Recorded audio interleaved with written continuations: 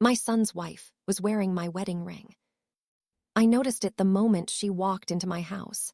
The ring my husband placed on my finger 52 years ago. The ring I had kept in my jewelry box since he passed. The ring I had shown no one. She was wearing it on her right hand, laughing at something my son had said, completely unaware that I could see it gleaming on her finger. "Mama Eugenia, you look wonderful," she said, leaning in to kiss my cheek. I let her kiss me. I let her touch me with hands that had been through my personal belongings. I let her smile at me with a mouth full of lies. "Thank you, Vanessa. You look beautiful yourself." And I said nothing about the ring. My son Carlton stood behind her, grinning like a man who had won the lottery. Beside him was my daughter Francine, already helping herself to the fruit bowl on my kitchen counter. "Mama, the house looks great," Carlton said. "You have been keeping busy." "Always, baby, always." They settled into my living room like they owned it, feet on my furniture, hands touching my things, voices filling the space that had been quiet since my husband passed 3 years ago. And Vanessa kept touching that ring, twisting it around her finger, showing it off without even realizing what she was revealing. They thought I did not notice. They thought I was too old, too tired, too blind to see what was happening in my own home. They thought I was broken. That was their first mistake. My name is Eugenia Lorraine Whitfield. I am 74 years old. I have lived in this house for 48 years. I raised 3 children here. I buried my husband from here. And I will die here on my own terms in my own time. But my children had different plans. I did not know how different until that afternoon, when I saw my wedding ring on a thief's finger and realized that my family had been stealing from me. Not just Vanessa, all of them. The visit that day was supposed to be routine. Carlton and Francine came by every few weeks. They brought groceries, asked about my health, stayed for dinner. They were good children, or so I thought. But something had changed in the past few months. Little things I had noticed, but not fully understood. Items missing from my house. A silver candlestick my mother gave me. A porcelain vase from my honeymoon trip to Paris. My husband's pocket watch that had been in our family for 3 generations. I had assumed I was misplacing things, getting forgetful in my old age. I had even mentioned it to Carlton, who nodded sympathetically and suggested I might need more help around the house. More help, those words echoed differently now. "Mama, have you thought about what we discussed?" Francine asked, settling onto my couch like it belonged to her. "Discussed?" "About getting some assistance, a caregiver, someone to help with the house." I looked at my daughter. She was 51 years old, the middle child, always the practical one, always looking for solutions to problems I did not know I had. "I do not need a caregiver, Francine. I am perfectly capable of taking care of myself." "We know you are capable, Mama," Carlton interjected. "But you are not getting any younger, and this house is a lot for one person to manage." "I have been managing it for 48 years. "Yes, but things are different now. Daddy is gone. You are alone. We just want to make sure you are safe." Safe, there was that word again. Like safety was something they could provide. Like I was a child who needed protecting. "I appreciate your concern," I said carefully, "but I am fine." Vanessa leaned forward, my ring glinting on her finger. "Mama Eugenia, we have been doing some research. There are some wonderful facilities nearby. Assisted living communities with beautiful amenities. You would have your own apartment, your own furniture, and people around all the time." Facilities, assisted living, beautiful amenities. I had heard this speech before, from friends whose children had shipped them off to nursing homes, from neighbors who had been convinced that their independence was a burden. And now I was hearing it from my own family. That was the moment I understood. They were not here to help me. They were here to move me out, to take my house, to claim everything I had spent my life building. And they were already helping themselves to my possessions, one piece at a time. I did not react. I did not gasp or cry or demand to know what they were doing. I simply sat in my chair, watching them talk about my future like I was not even in the room. The community we found is called Serenity Gardens, Vanessa continued. It is only 20 minutes from our house. We could visit all the time. It has a pool and a fitness center, Francine added, and organized activities every day. You would love it, Mama, Carlton said. No more worrying about the house. No more cooking or cleaning, just relaxation. Relaxation, in a facility full of strangers, away from the home where I had lived my entire adult life. It sounds lovely, I said quietly, but I am not ready to leave my home. We understand, Mama. It is a big decision. We just want you to think about it. I will think about it. But I was not thinking about Serenity Gardens. I was thinking about my wedding ring, about the missing items, about the way my children looked around my house with appraising eyes, calculating the value of everything they saw. I was thinking about how comfortable they had become, how confident, how certain that I would go along with whatever they decided. And I was thinking about what I was going to do about it. Now, if you are still with me, I need to ask you something. Have you ever watched someone get comfortable while they were planning to hurt you? Have you ever seen the confidence in their eyes, the certainty that they had already won? If you have, then you understand what I felt in that moment, and you understand why I am telling this story. Subscribe to this channel. Press that button. It costs nothing, but it tells me you want to hear how this ends. Press the like button, turn on the notification bell, and drop a comment telling me where you are watching from. I want to know who is with me, who understands what it means to watch and wait and plan. Now, let me continue. After dinner, when my children were preparing to leave, I walked Vanessa to the door. That is a beautiful ring, I said, touching her hand lightly. Where did you get it? Her face flickered, just for a moment, a flash of guilt quickly covered with a smile. Oh, Carlton gave it to me, for our anniversary. How thoughtful, it looks antique. It is, he found it at an estate sale. An estate sale, my ring, sold to my own son's wife as if I were already dead. It suits you, I said. Thank you, Mama Eugenia. She hugged me and walked out, completely unaware that I had just marked her as an enemy.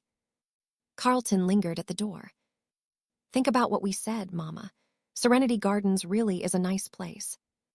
I will think about it, baby. He kissed my cheek and followed his wife to the car. I watched them drive away, then closed the door and leaned against it. My children were stealing from me.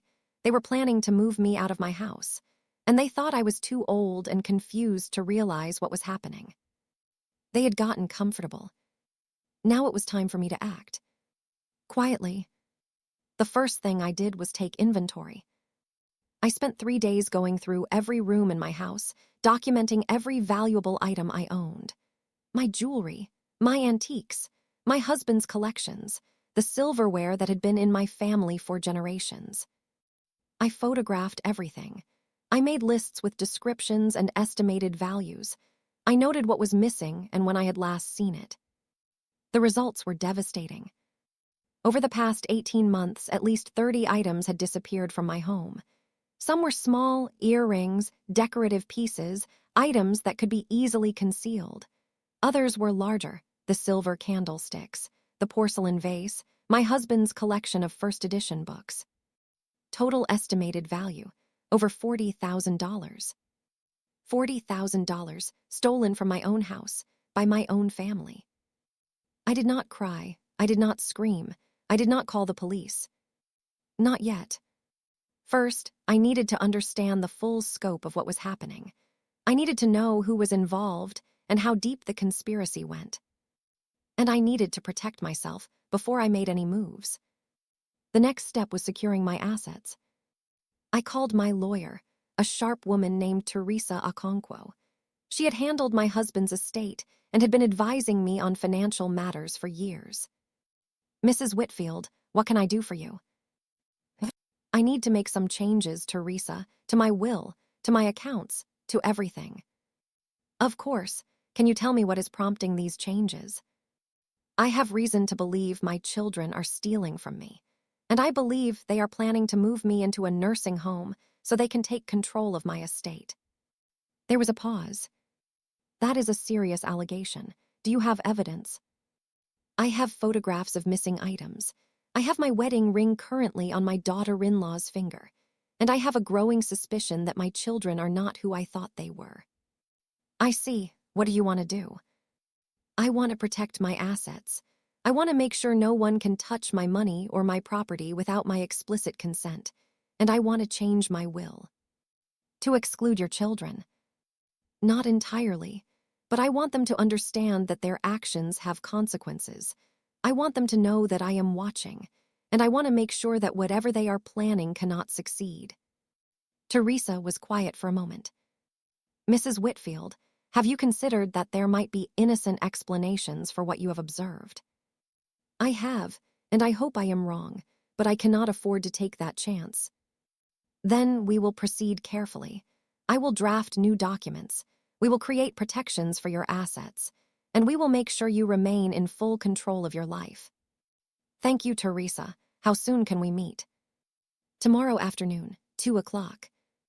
I will be there. The meeting with Teresa was thorough. She helped me restructure my estate into a living trust with strict provisions. My children were no longer beneficiaries of my will, at least not directly. Instead, any inheritance would be distributed by a trustee, with conditions that would become clear only after my death. I also removed Carlton from the joint bank account I had added him to years ago. He had been using it to help with bills, but I now suspected he had been using it for other purposes entirely. And I changed the locks on my house. Mrs. Whitfield, these are significant changes, Teresa observed. Are you prepared for the fallout when your children discover what you have done? They will not discover anything. Not yet. I want them to remain comfortable. I want them to believe everything is going according to their plan. Why? Because comfortable people make mistakes. Confident people get careless. I want to see exactly what they are capable of before I act. Teresa smiled. You remind me of my grandmother. She always said the most dangerous enemy is the one who smiles while they sharpen their knife. Your grandmother was a wise woman. 2 weeks after my meeting with Teresa, Carlton came to visit alone. This was unusual. He almost always brought Vanessa, but today he said she was busy with work. Mama, I want to talk to you about something. Of course, baby. What is on your mind? He sat down across from me, his face arranged in an expression of concern. I have been looking at your finances, just checking in, making sure everything is in order. My finances. He had been looking at my finances. That is thoughtful of you. Well, I noticed that the joint account is almost empty, and I could not find the usual monthly transfers from your other accounts. Really, that is strange. Did you make any changes, Mama? Move money around? I looked at my son, this man I had raised, this man who was now sitting in my living room, trying to figure out why his access to my money had been cut off. I have been doing some reorganizing, I said calmly. Teresa thought it would be wise to consolidate things, for simplicity. Teresa, your lawyer. Yes, she has been helping me with some estate planning. Nothing major, just making sure everything is in order for the future. Carlton's expression flickered, concern turning to suspicion, turning back to concern. That is great, Mama. I just wish you had told me. I was worried when I saw the account balance. I am sorry, baby. I did not mean to worry you. You know how I am with financial things. I just leave it all to the professionals. Of course, I understand. But he did not understand. I could see it in his eyes. He knew something had changed. He just did not know what. Good. Let him wonder. Let him worry. Let him go back to Vanessa and Francine and try to figure out what was happening. They had gotten comfortable. Now they were about to get uncomfortable. And I would be watching every moment. That night, I could not sleep. I lay in my bed, staring at the ceiling, thinking about my children. Carlton, my firstborn, the one I had sacrificed everything for, the one who had promised to take care of me when I got old. Francine, my middle child, the practical one, the one who always had a plan for everything. And my youngest, Desmond, he lived in another state and rarely visited. I had not included him in my suspicions because he had not been around, but I wondered now if he was involved too. Were all my children conspiring against me? Had they all agreed to strip me of my possessions, move me to a nursing home, and divide up my estate while I was still alive? The thought was almost unbearable. But I could not afford to let emotion cloud my judgment. I needed to be strategic, patient, careful. I needed to watch them get even more comfortable. And then I would act. Quietly. Over the following month, I became an observer in my own life. I watched as Carlton made excuses to visit more frequently, always finding reasons to walk through my house, always glancing at my jewelry box, my display cases, my closets. I watched as Francine started asking pointed questions about my health, my medications, my doctor's appointments. She was building a case, I realized, gathering evidence that I was declining, preparing to argue that I could not take care of myself. I watched as Vanessa wore my wedding ring to every family gathering, twisting it on her finger like a trophy she had already won. And I said nothing. I smiled. I nodded. I played the role of the confused old woman who did not understand what was happening around her. But I understood everything. I documented every visit, every question, every missing item. I built a file that grew thicker by the week. And I waited for them to make their move. It came on a Sunday afternoon in October. Carlton, Francine, and Vanessa arrived together. They said they had something important to discuss. "Mama, we have been talking," Carlton began, "and we think it is time to make some decisions about your future." "My future?" "Yes, we have scheduled a tour of Serenity Gardens for next weekend, and we have spoken to a real estate agent about the house." A real estate agent. They had already contacted someone about selling my house. "You want to sell my house?" "Not sell it exactly, just get an appraisal, to understand your options." "My options?" Francine leaned forward. "Mama, the house is worth a lot of money. If you moved to Serenity Gardens, you would not need such a large property. The sale would provide financial security for your care." Financial security, for my care, as if I needed their permission to be financially secure. "And what if I do not want to move?" "We understand this is hard, Mama, but we have to be realistic. You cannot live alone forever, and the house requires so much maintenance. It would be better for everyone if—" "Better for everyone," I repeated quietly, "or better for you." The room went silent. Carlton's face tightened. "Mama, that is not fair. We are trying to help you." "Are you? Because it seems to me that you are trying to take my house, take my belongings, take my independence." "That is not." "I know about the missing items," I said, my voice steady. "The silverware, the books, the vase, my wedding ring." I looked directly at Vanessa. "Yes, Vanessa, I know that is my ring on your finger." Vanessa's face went white. "Mama Eugenia, I can explain."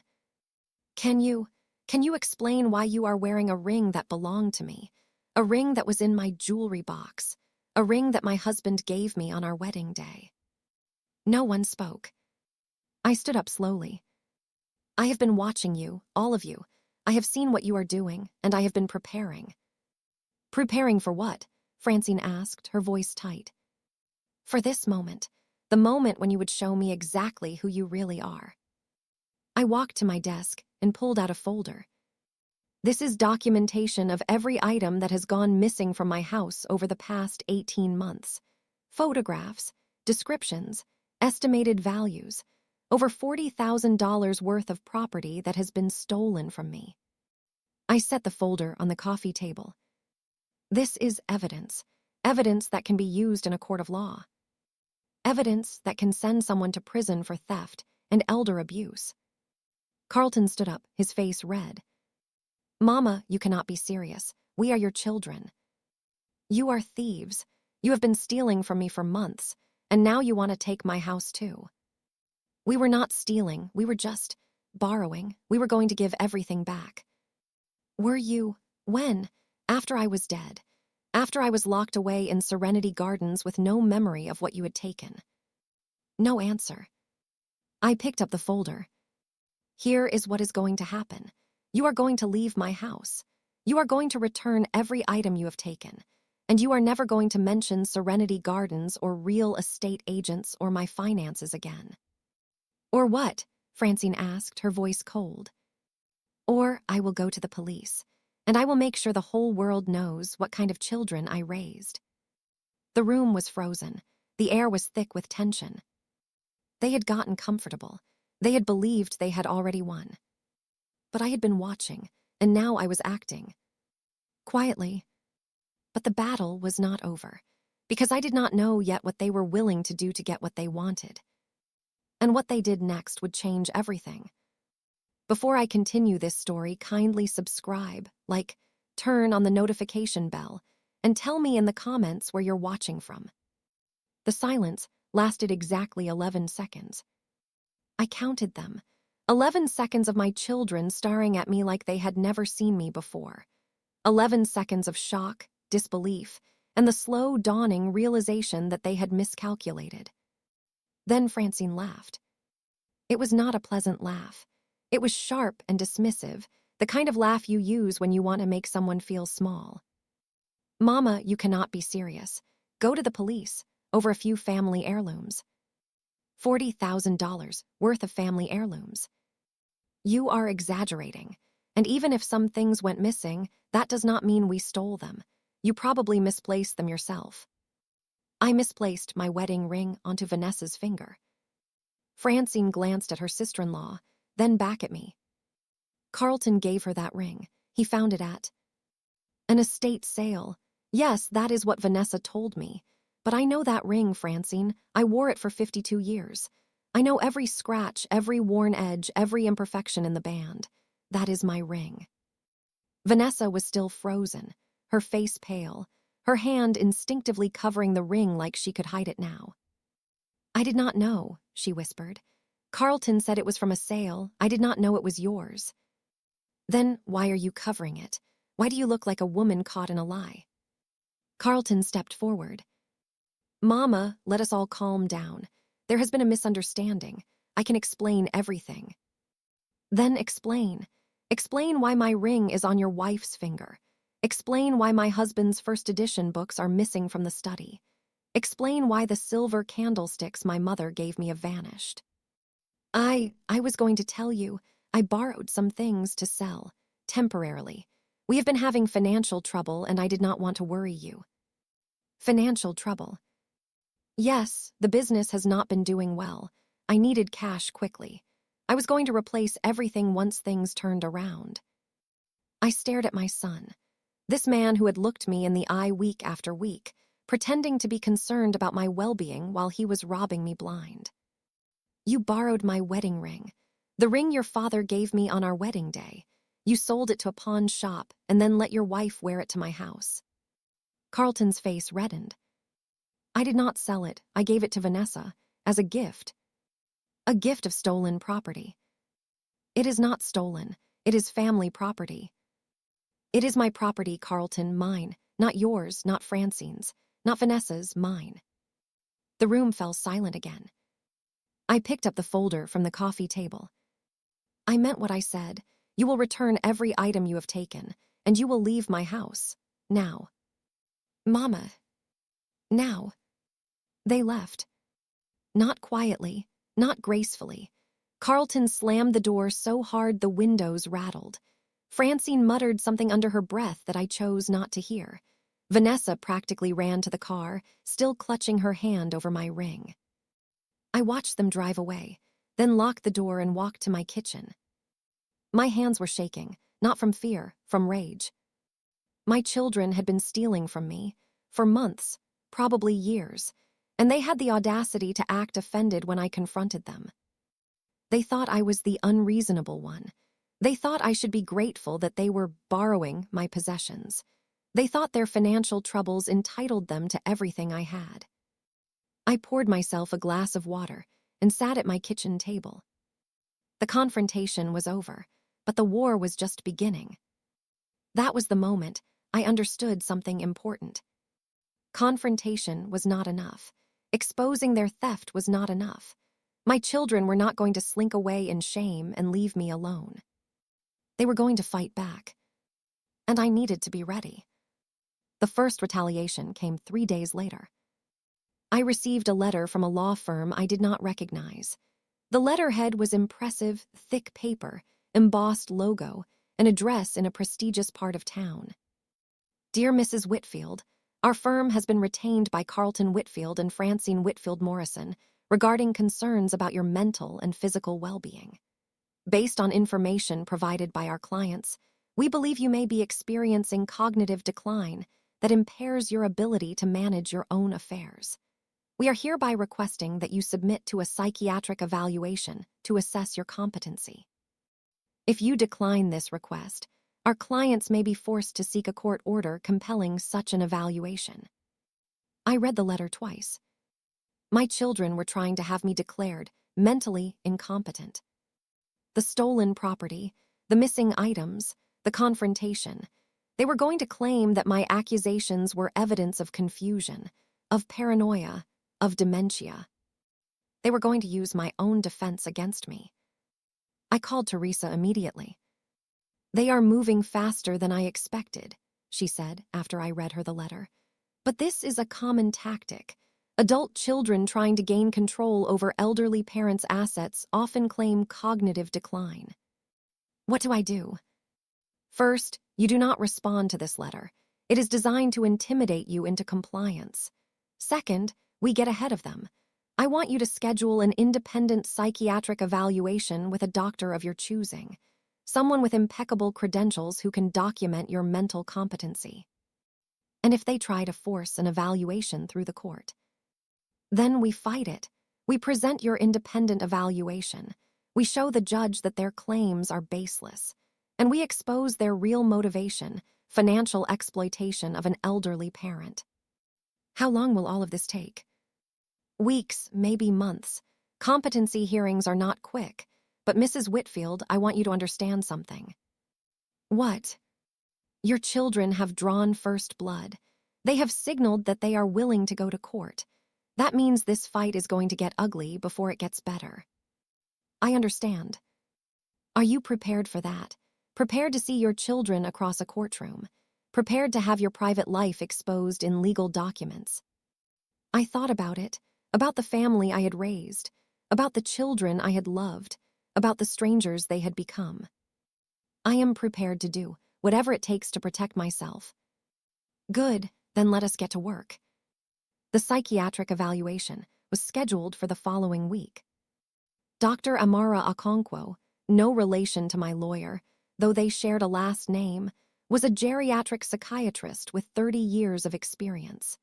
She had testified in dozens of competency cases and had a reputation for thoroughness and integrity. The evaluation took 3 hours, memory tests, cognitive assessments, interviews about my daily life, my finances, my relationships. At the end, Dr. Okonkwo sat back and smiled. Mrs. Whitfield, I am going to be direct with you.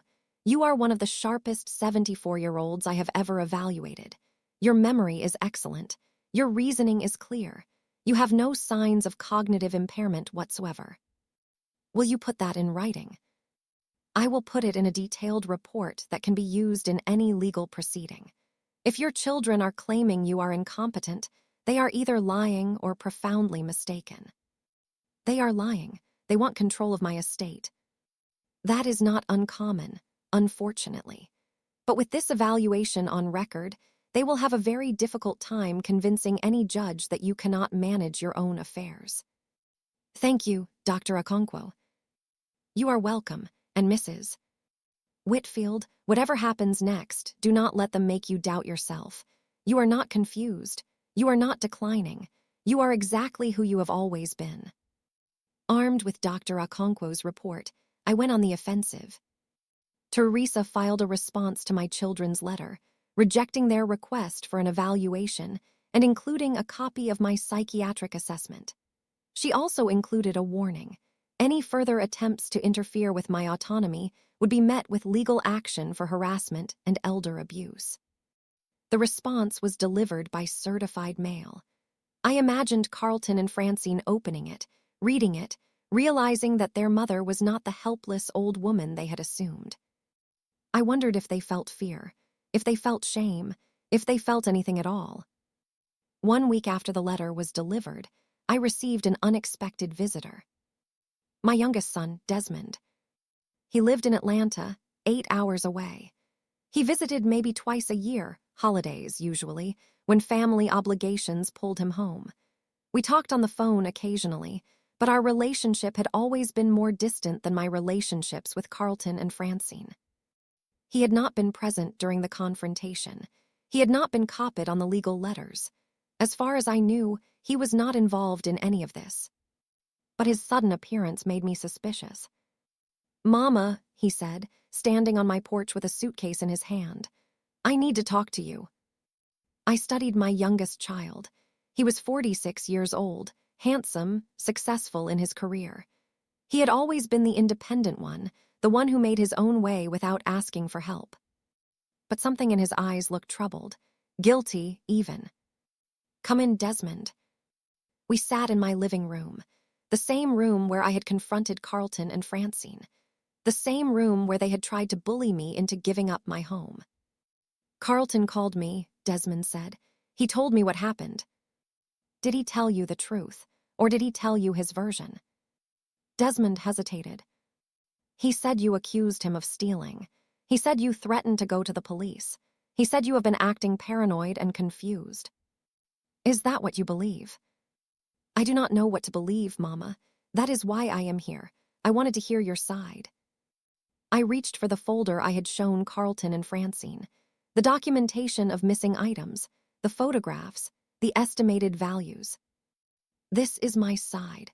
30 items missing from my house over 18 months, including my wedding ring, which Vanessa has been wearing to family gatherings. Desmond looked through the folder slowly. His face grew more troubled with each page. "I did not know about any of this." "I believe you. You have not been here. You have not been part of it." "Part of what?" "The scheme. The plan to move me to a nursing home and sell my house. The theft of my possessions to fund Carlton's failing business." Desmond set down the folder. "Mama, are you sure about all of this? Carlton said you have been confused lately, that you have been making accusations that do not make sense." "I had a psychiatric evaluation last week. Dr. Amara Okonkwo. She confirmed that I have no cognitive impairment whatsoever. My memory is excellent. My reasoning is clear." I handed him the evaluation report. "This is not confusion, Desmond. This is your brother and sister stealing from me and then trying to have me declared incompetent when I caught them." Desmond read the report. When he finished, his face was pale. "I did not know. I swear, Mama. I did not know any of this was happening." "Do you believe me now?" He looked at me with anguished eyes. "Yes, I believe you." That was the moment the dynamic shifted. Desmond was not part of the conspiracy. He was a witness, a potential ally. And his arrival meant that Carlton and Francine's narrative was already crumbling. They had expected me to be isolated, confused, easy to discredit.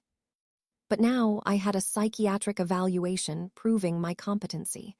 I had documentation of their theft, and I had their own brother questioning their story. They had gotten comfortable. Now they were about to get very uncomfortable. Desmond stayed for 3 days.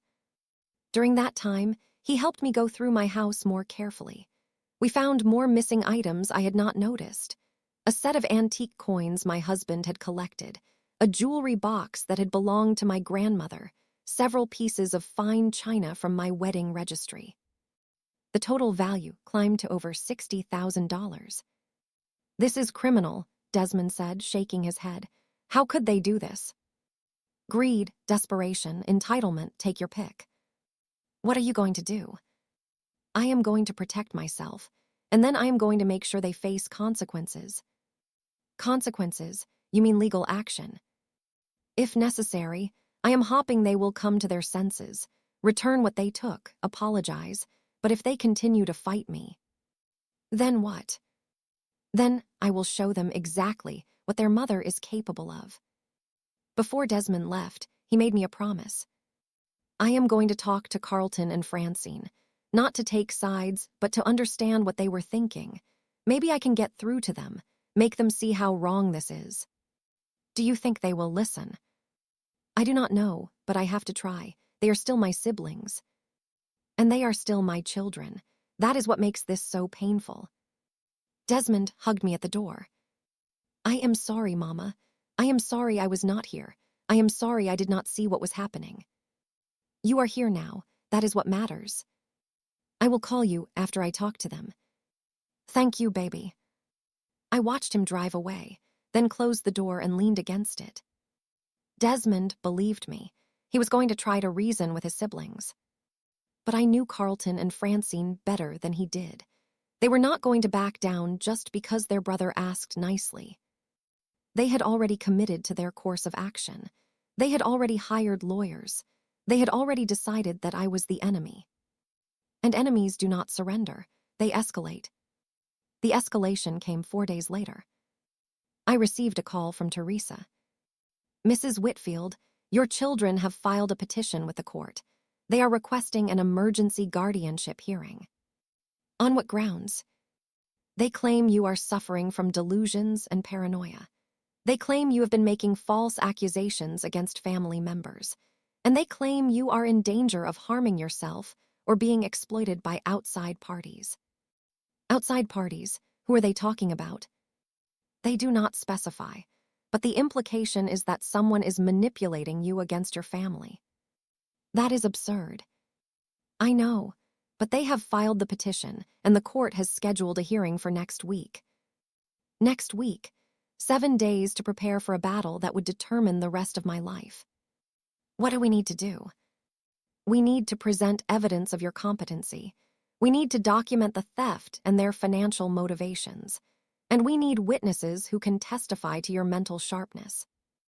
I have Dr. Okonkwo's evaluation. That is a good start, but we need more. Friends, neighbors, anyone who interacts with you regularly and can attest to your cognitive abilities. I thought about my life, about the people I saw on a regular basis. My pastor, Reverend Washington, he has known me for 30 years, and my neighbor, Mrs. Delgado, we have coffee together every week. Perfect. I will need to interview them. And Mrs. Whitfield, I need you to prepare yourself emotionally. For what? For seeing your children across a courtroom. For hearing them say terrible things about you. For having your private life dissected by lawyers and examined by a judge. I closed my eyes. I am prepared. Are you sure? Because once this starts, there is no going back. The relationship with your children, whatever is left of it, will be destroyed. It is already destroyed, Teresa. They destroyed it when they decided to steal from me, when they decided to take my home, when they decided that I was worth more as a problem to be solved than a mother to be loved. I opened my eyes. I am ready to fight. The hearing was set. The battle lines were drawn. My children had escalated. They had chosen war over reconciliation. And now I would show them what happens when you underestimate your mother. But there was one more secret waiting to be revealed, one more betrayal that would change everything. And it was coming sooner than anyone expected. Before I continue this story, kindly subscribe, turn on the notification bell, and tell me in the comments where you're watching from. The week before the hearing was a blur of preparation. Teresa and I met every day, reviewing documents, rehearsing testimony, anticipating arguments. Dr. Okonkwo agreed to testify in person.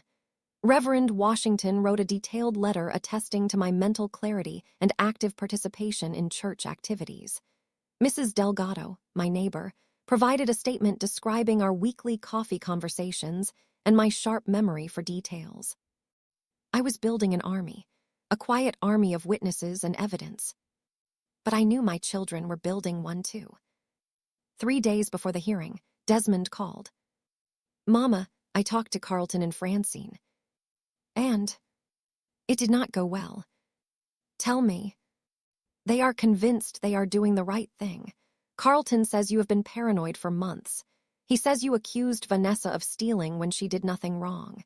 He says you have been hiding money and changing your will to cut them out. I have been protecting myself from thieves. There is a difference. I tried to tell them that. I showed them Dr. Okonkwo's evaluation. I told them about the documentation you have, but they would not listen. What did they say? Desmond hesitated. They said the evaluation was fake, that you paid a corrupt doctor to write whatever you wanted. They said I was being manipulated, that someone had gotten to me and turned me against the family. Someone like who? They would not say, but Francine mentioned that they have a witness. Someone who is going to testify that you have been acting strangely, someone close to you. My blood ran cold. Who? I do not know, Mama. They would not tell me, but they seemed confident, like they had an ace up their sleeve. A witness, someone close to me, someone who was going to testify against me. Who could it be? I spent the next 2 days trying to figure out who might betray me. I went through my mental list of everyone I interacted with regularly. Mrs. Delgado was on my side. Reverend Washington was on my side. My doctor, my lawyer, my banker, all professionals who had no reason to lie about me. Who was left? Then it hit me. Gladys. Gladys Monroe was my housekeeper. She came twice a week to clean, do laundry, help with tasks I found difficult. She had been working for me for 3 years. She had access to my house. She knew my routines. She saw me at my most vulnerable, tired, frustrated, sometimes forgetful after a long day.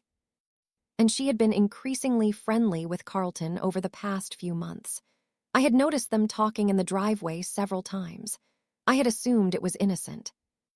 Now I was not so sure. I called Teresa. I think I know who their witness is. My housekeeper, Gladys Monroe. What makes you think that? She has access to my home. She has been getting closer to my son. And she has seen me on difficult days when I was tired or frustrated. Days that could be twisted to look like confusion. Do you have any proof that she is working with your children? No, just a suspicion. Then we need to proceed carefully. If Gladys is their witness, we need to be prepared to counter her testimony. We need to find inconsistencies. We need to show that she has been influenced by Carlton. How do we do that? Leave it to me. I will do some digging. The night before the hearing, I could not sleep. I lay in my bed, staring at the ceiling, thinking about what was coming. Tomorrow, I would face my children in a courtroom. Tomorrow, they would try to convince a judge that I was mentally incompetent. Tomorrow, my future would be decided by strangers. And somewhere in the back of my mind, a question kept echoing. How did it come to this? How did the children I raised become the enemies I was fighting? How did the family I built become a battlefield? How did love turn to greed, trust turn to betrayal, home turn to war zone? I did not have answers. Maybe I never would. But one thing I knew for certain, I was not going to lose. I was not going to let them take my home, my independence, my dignity. I had watched them get comfortable. Now I was going to act. Quietly, but devastatingly. The courtroom was smaller than I expected. It was a hearing room, not a full courtroom. A judge's bench at the front, 2 tables facing each other, a small gallery for witnesses and observers. Carlton and Francine sat at one table with their lawyer, a sleek man in an expensive suit named Richard Hartwell. They did not look at me when I entered. I sat at the other table with Teresa. Desmond was in the gallery behind me, along with Reverend Washington and Mrs. Delgado. And sitting on Carlton's side, looking nervous and uncomfortable, was Gladys Monroe. I had been right. Judge Eleanor Patterson presided. She was a stern-faced woman in her 60s, with gray hair and sharp eyes that missed nothing. This hearing concerns the petition filed by Carlton Whitfield and Francine Whitfield Morrison for emergency guardianship over their mother, Eugenia Whitfield, she announced. Mr. Hartwell, please present your case. Richard Hartwell stood, buttoning his jacket. Your Honor, my clients have deep concerns about their mother's mental well-being. Over the past several months, Mrs. Whitfield has exhibited signs of paranoia, confusion, and erratic behavior. She has made unfounded accusations against family members. She has hidden money and changed her estate documents without explanation. And she has refused all offers of assistance, insisting that everyone around her is conspiring against her. He gestured toward our table. My clients are not seeking to harm their mother. They love her. They want to protect her. But they believe she is no longer capable of making sound decisions for herself. They are asking this court to appoint a guardian who can ensure her safety and manage her affairs. Judge Patterson turned to Teresa. Ms. Okonkwo, how does your client respond? Teresa stood. Your Honor, Mrs. Whitfield is a 74-year-old woman who has lived independently for her entire adult life. She owns her home outright. She manages her own finances. She is active in her church and her community. There is no evidence, no legitimate evidence, that she is incapable of caring for herself. She held up a folder. I have here a psychiatric evaluation conducted by Dr. Amara Okonkwo, a geriatric psychiatrist with 30 years of experience. Dr. Okonkwo found that Mrs. Whitfield shows no signs of cognitive impairment whatsoever. Her memory is excellent. Her reasoning is clear. She is fully competent to manage her own affairs. What about the accusations of paranoia? Judge Patterson asked. The so-called paranoia is actually justified concern, Your Honor. Mrs. Whitfield has documented the disappearance of over $60,000 worth of property from her home over the past 18 months, items that were taken by her own children. Murmurs in the gallery. Judge Patterson held up her hand for silence. You are claiming the petitioners stole from their mother. I am claiming that they removed items from her home without her knowledge or consent and converted them to their own use. Whether you call that theft or borrowing, the fact remains. Mrs. Whitfield's suspicions are based on evidence, not delusion. She set another folder on the table. I have photographs, inventory lists, and estimated values for every missing item, including Mrs. Whitfield's wedding ring, which is currently in the possession of the petitioner's wife, Vanessa Whitfield. Hartwell stood quickly. Your Honor, this is a distraction. My clients are not on trial for theft. We are here to discuss Mrs. Whitfield's mental competency. The two are connected, Your Honor, Teresa countered. The petitioners claim Mrs. Whitfield is paranoid for accusing them of stealing. But if the items are actually missing, if her wedding ring is actually on Mrs. Vanessa Whitfield's finger, then the accusations are not paranoid. They are accurate. Judge Patterson looked thoughtful. I will allow testimony on both matters. Mr. Hartwell, call your first witness. Carlton took the stand first. He played the role of the concerned son perfectly. His voice trembled with emotion as he described watching his mother decline. He spoke of forgotten conversations, repeated stories, confusion about dates and appointments. It broke my heart to see her like this, he said, dabbing at his eyes. She was always so sharp, so capable. Watching her lose her grip on reality, it was devastating. Hartwell nodded sympathetically. And the accusations she made against you and your wife? Completely unfounded. The ring Vanessa wears was a gift. I bought it at an antique store for our anniversary. The idea that I would steal from my own mother is absurd. What do you want from this court, Mr. Whitfield? I just want my mother to be safe. That is all any of us want. We love her. We want to protect her. Teresa's cross-examination was surgical. Mr. Whitfield, you claim the ring you gave your wife was purchased at an antique store. Do you have a receipt? Carlton hesitated. It was cash. I do not have a receipt. Which store? I do not remember the name. It was a small place. I was just browsing.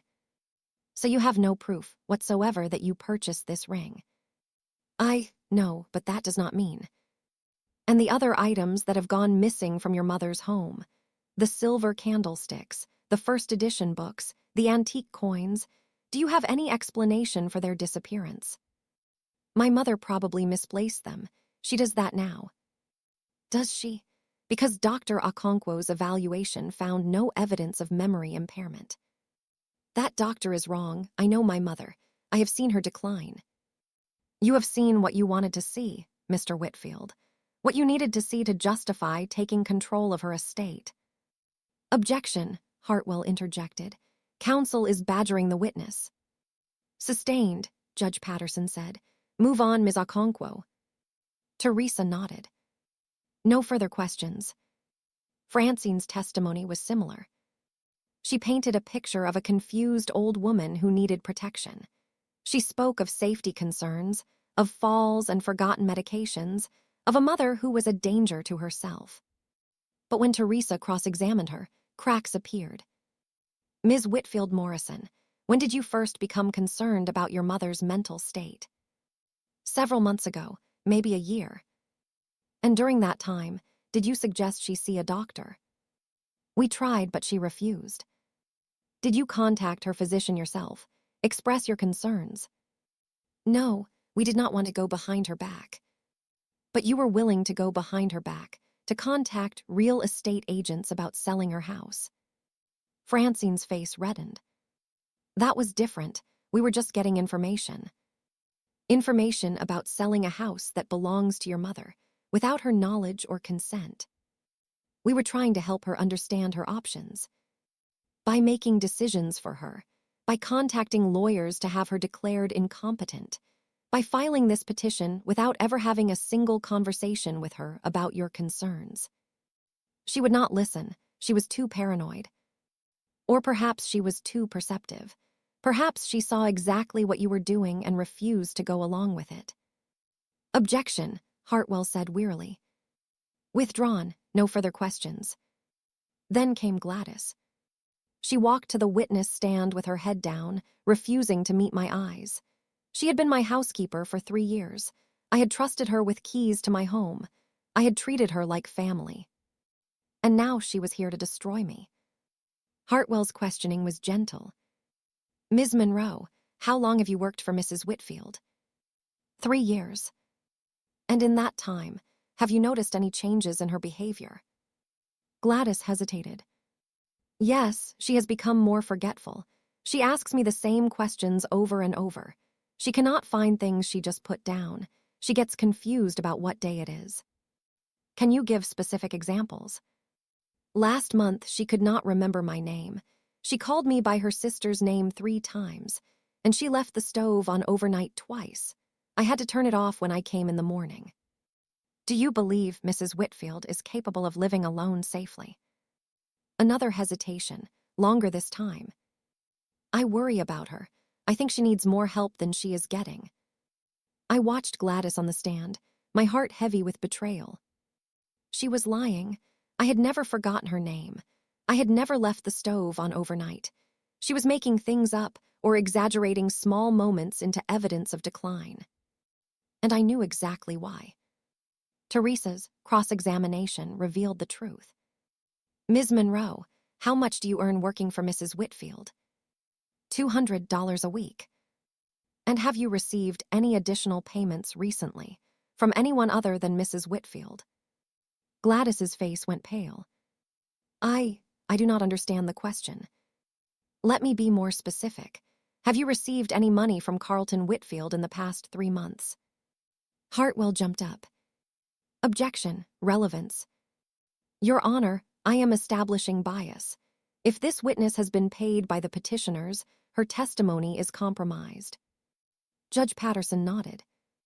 I will allow it. Answer the question, Ms. Monroe.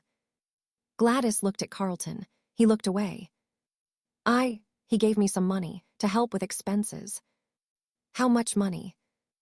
$500. And what were you supposed to do in exchange for that money? Silence. Ms. Monroe. He asked me to pay attention, to notice things, to remember anything that might show Mrs. Whitfield was not doing well. So he paid you to spy on your employer, to gather evidence against her.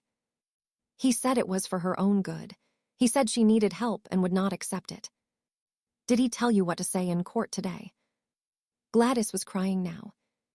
He gave me suggestions, things to mention. I did not want to lie, but he said if I did not help, I would lose my job anyway because Mrs. Whitfield was going to a nursing home. The courtroom was silent. Teresa turned to the judge. Your Honor, this witness has admitted to being paid by the petitioners to spy on Mrs. Whitfield and provide testimony favorable to their case. Her entire statement should be disregarded. Judge Patterson's expression was grim. I will take that under advisement. Ms. Monroe, you are excused, but I suggest you consult with your own attorney. You may be facing perjury charges. Gladys fled the witness stand in tears. After the prosecution rested, Teresa called our witnesses. Dr. Okonkwo testified to my perfect cognitive evaluation. Reverend Washington spoke about my active participation in church activities and my sharp memory for scripture. Mrs. Delgado described our weekly conversations and my detailed recall of neighborhood gossip. And then I took the stand myself. I told my story, the missing items, the wedding ring, the confrontation, the escalating threats, the discovery that my own housekeeper had been paid to spy on me. I am not confused, I said, looking directly at the judge. I am not paranoid. I am not declining. I am a 74-year-old woman who caught her children stealing from her and had the audacity to fight back. Judge Patterson listened intently. Mrs. Whitfield, why do you believe your children filed this petition? Money, Your Honor. My estate is worth close to $1 million. They want control of it. They thought if they could have me declared incompetent, they could take everything. And what do you want from this court? I want to be left alone. I want to live in my own home, manage my own affairs, and spend my final years in peace. I do not want a guardian. I do not need a guardian. I am perfectly capable of taking care of myself. The judge called a recess to review the evidence. I sat in the gallery with Desmond, my hands trembling. You did great, Mama, he said. I told the truth. That is all I could do. It will be enough. The judge can see what is happening.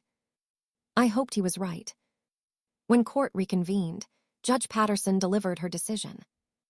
This court finds no evidence that Eugenia Whitfield is mentally incompetent or incapable of managing her own affairs. The psychiatric evaluation submitted by her counsel is thorough and credible. The testimony of her witnesses is consistent and compelling. She turned to Carlton and Francine. On the other hand, this court is deeply troubled by the evidence presented against the petitioners. The documented disappearance of valuable items from Mrs. Whitfield's home. The payment to a witness to provide favorable testimony.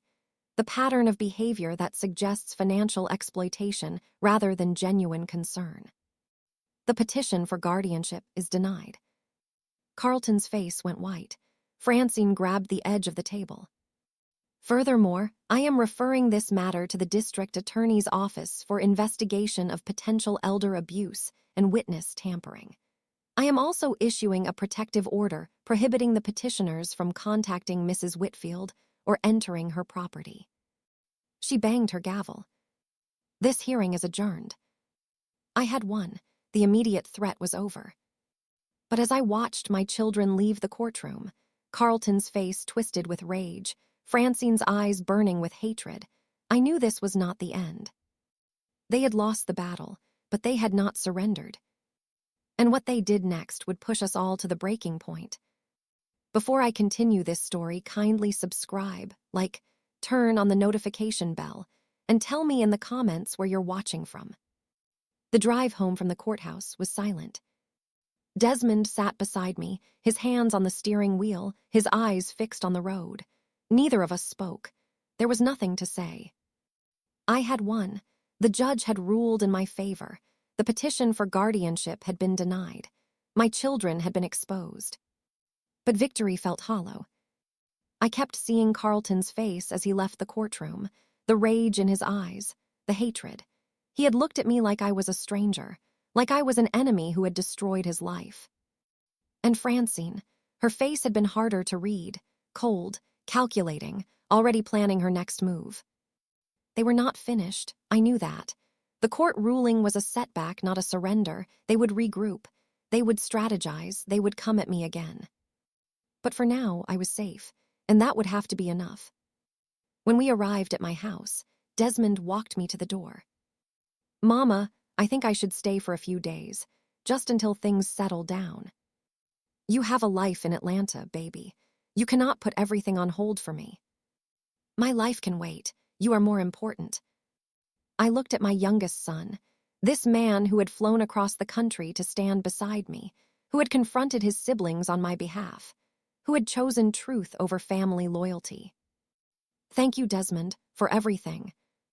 You are my mother. There is nothing to thank me for." He helped me inside, made sure the doors were locked, and settled into the guest room. For the first time in weeks, I felt something like peace. But peace, I had learned, was always temporary. The first sign of trouble came 3 days later. I was in my garden, tending to my roses, when a car I did not recognize pulled into my driveway. 2 men got out, one in a suit, one in casual clothes. Desmond appeared beside me instantly. "Can I help you?" he asked, positioning himself between me and the strangers. The man in the suit stepped forward. "Mrs. Whitfield, I am Detective Marcus Thompson from the county sheriff's office. This is my partner, Detective Rodriguez. We need to ask you some questions."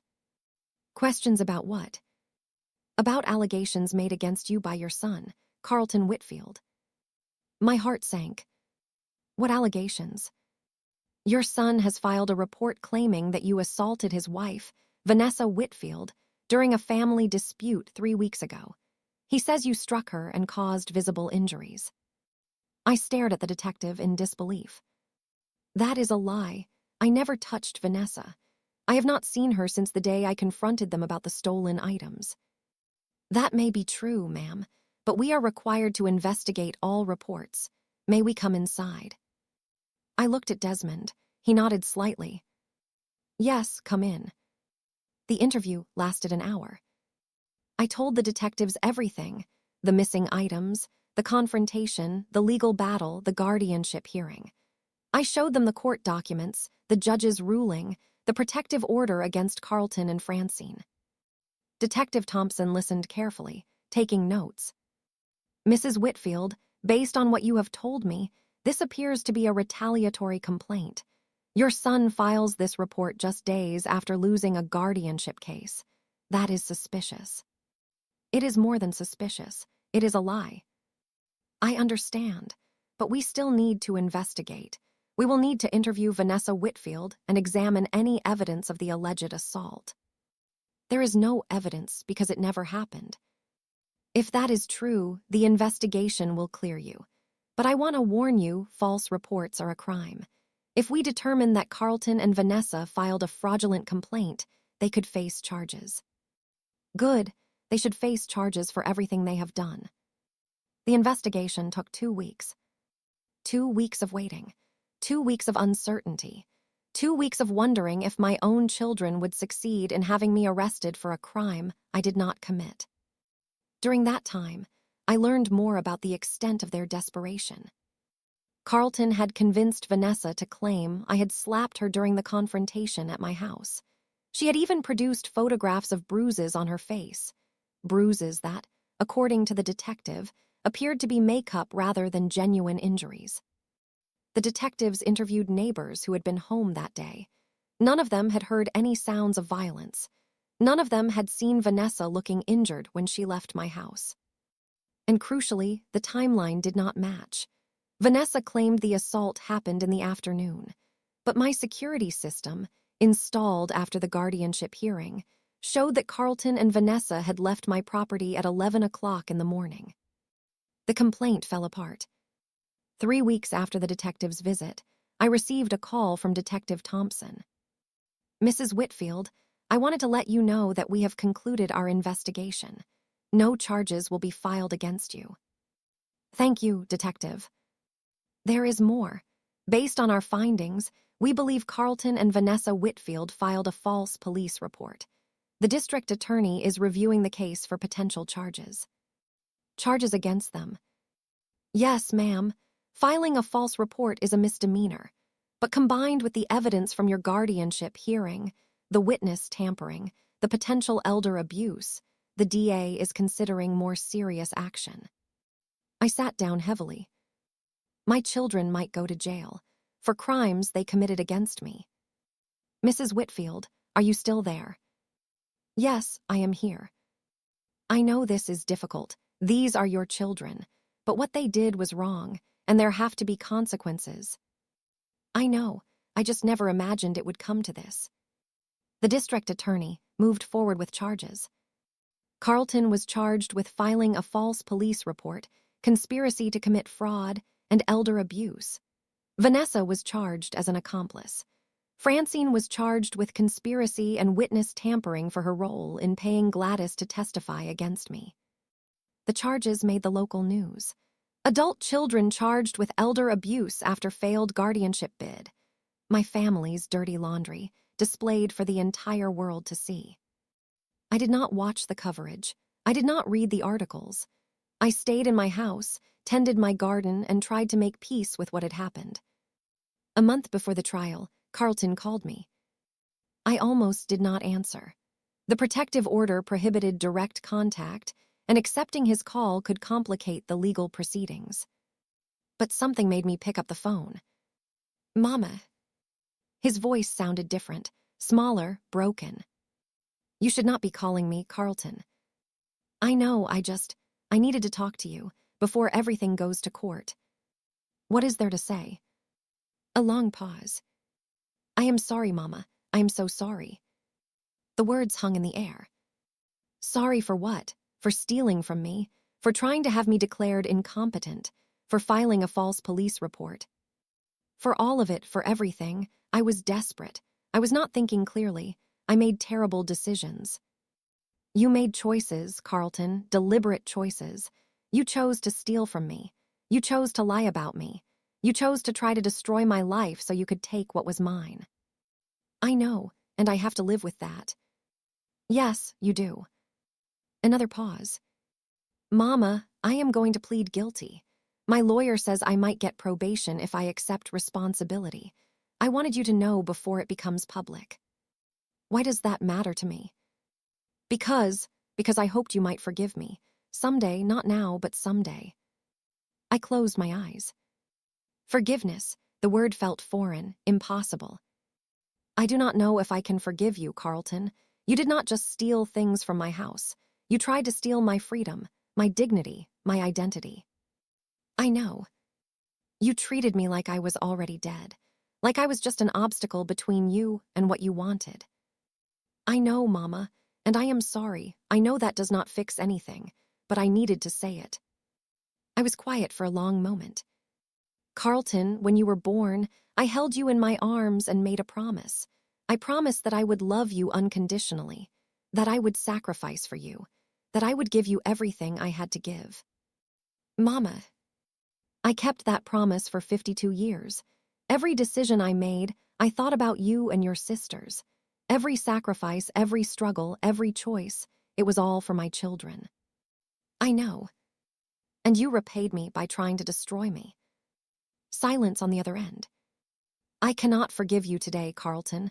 I may never be able to forgive you, but I want you to know something. What? I still love you. Despite everything, despite the betrayal and the lies and the cruelty, I still love you because you are my son, and a mother's love does not disappear just because her child breaks her heart. Carlton was crying. I could hear it through the phone. Thank you, Mama. Thank you for saying that. But love does not mean trust, and it does not mean forgetting. You will face the consequences of what you did, and our relationship, whatever is left of it, will never be the same. I understand. Goodbye, Carlton. I hung up before he could respond. The trial was brief. Carlton pleaded guilty to all charges. The judge sentenced him to 5 years probation, community service, and mandatory restitution for the items he had stolen. Vanessa pleaded guilty to filing a false police report. She received 2 years probation. Francine pleaded guilty to conspiracy and witness tampering. She received 3 years probation and was ordered to pay a fine. None of them went to prison, but they all had criminal records now. They all had to face the public shame of what they had done. and they were all prohibited from contacting me for the duration of their probation. After the trial, I sat alone in my living room. The house was quiet, the same house where I had raised my children, the same house they had tried to take from me.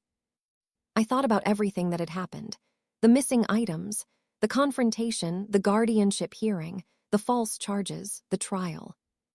I had watched them get comfortable. I had watched them believe they had already won.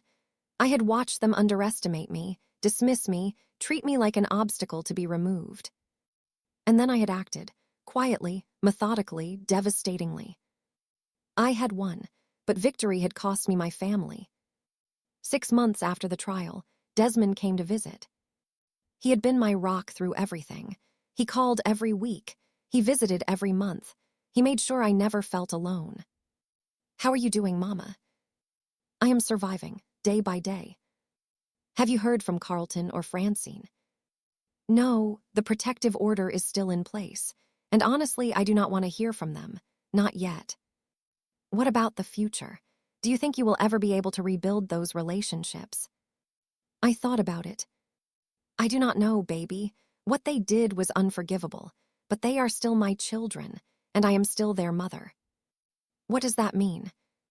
"It means I am leaving the door open, not wide open, not welcoming them back with open arms, but cracked, just enough to let in a little light." "You are a better person than most, Mama." "No, I am just a mother, and mothers love their children, even when those children do not deserve it." 1 year after the trial, I received a letter. It was from Francine, handwritten, the first communication I had received from her since everything happened. "Dear Mama, I know you probably do not want to hear from me. I know I have no right to ask for your time or your attention, but I needed to write this letter, even if you never respond. I am sorry. Those words feel inadequate, pathetic even, but they are true. I am sorry for what I did, for what I helped Carlton do, for the pain we caused you. I have been going to therapy, trying to understand how I became someone capable of such cruelty. The answers are not pretty. Greed, entitlement, a sense that I deserved your money more than you did. I was wrong, so deeply, horribly wrong. You deserved better from us, Mama. You deserved children who appreciated your sacrifices, who valued your love, who saw you as a person, not a source of wealth. I do not expect forgiveness. I do not deserve it, but I wanted you to know that I see now what I could not see before, and I am trying to become someone better. I love you, Mama. I always have, even when my actions said otherwise. Your daughter, Francine." I read the letter 3 times. Then I put it in a drawer and closed my eyes. I did not respond to Francine's letter, not immediately. I needed time, time to process, time to decide what kind of relationship, if any, was possible. But I kept the letter. I did not throw it away. And that, I realized, was a kind of hope. A fragile, tentative hope that something could be salvaged from the wreckage. 2 years after the trial, I celebrated my 76th birthday. It was a small gathering.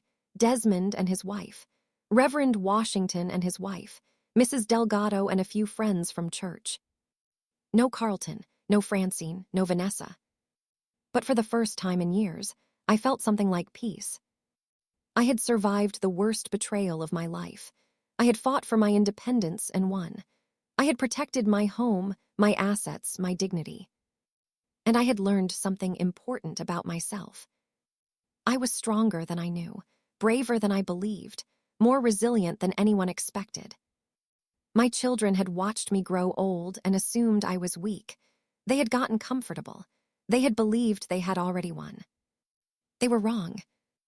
I was not weak. I was not passive. I was not a victim waiting to be exploited.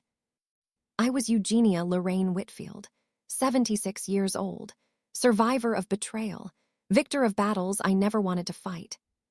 And I was still standing. As my birthday party wound down, Desmond raised a glass. "To Mama, the strongest woman I have ever known." "To Mama," everyone echoed. I smiled, but the smile was bittersweet. Strength was not something I had chosen. It was something life had forced upon me, something my children's betrayal had demanded. But I had risen to the challenge. I had watched them get comfortable. I had let them believe they were winning. And then I had acted, quietly, patiently, devastatingly. They thought I was too old to fight back, too confused to understand what was happening, too weak to protect myself. They were wrong. And now they would spend the rest of their lives knowing exactly how wrong they were. If you are watching this story, I want you to remember something. Age is not weakness. Quiet is not surrender. Patience is not passivity. My children underestimated me because I was 74 years old. They assumed that age meant decline, that being a grandmother meant being helpless. But I had lived 74 years. I had survived more than they could imagine. I had strength they could not see and wisdom they could not fathom. When they got comfortable, I watched. When they believed they had won, I planned. When the time was right, I acted. Quietly. And I destroyed every scheme they had built against me. Never underestimate a quiet woman. Never assume that silence means weakness. Never believe that watching means waiting to be victimized. Some of us are watching because we are learning, planning, preparing. And when we finally act, the world will shake. Thank you for staying with me until the end. Thank you for being here through every twist and revelation. If this story moved you, please subscribe to this channel. Press the like button. Turn on the notification bell so you never miss another story. And drop a comment. Tell me where you are watching from. Tell me if you have ever had to watch and wait and plan before you could finally act. I want to hear from you. I want to know I am not alone. Because none of us are alone. We are all connected by our struggles and our strength. Until next time, take care of yourselves, protect yourselves, and never let anyone mistake your quiet for weakness. Your silence can be your greatest weapon. Use it wisely. This is Eugenia Lorraine Whitfield. And my story is finally complete. If this story touched you, please subscribe, like, and turn on the notification bell for more emotional stories like this. Tell me in the comments where you're watching from. Somewhere out there, I might be reading.